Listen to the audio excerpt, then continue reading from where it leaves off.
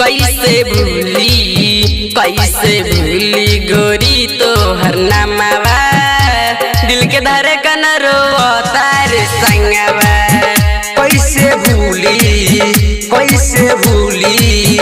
कैसे भूली गोरी तो हर नामवा दिल के धरे कन रोतार संगवा।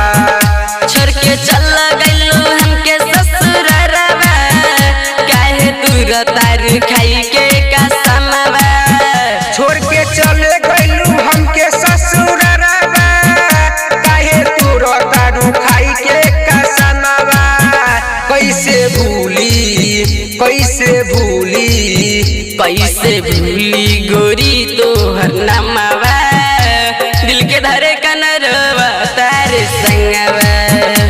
दिल के धरे कन रोतार संगवा, रोतार संगवा, रोतार संगवा।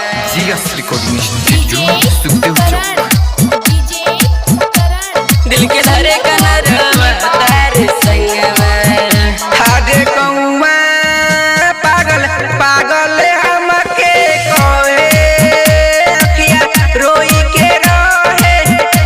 दिल के धरे कन रोतार संगवा।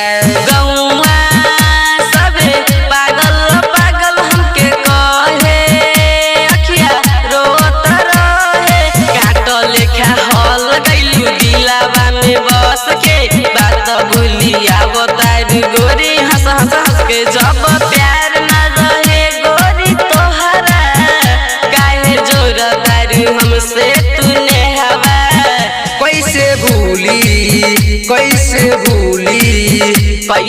भूली गोरी तो हर नामवा दिल के धरे कन रोतार संगवा।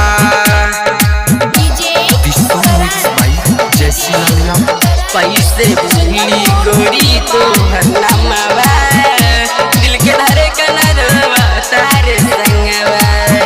आजे राइटर श्री भगवान तो हसे कहे सनी बैठक के रोए।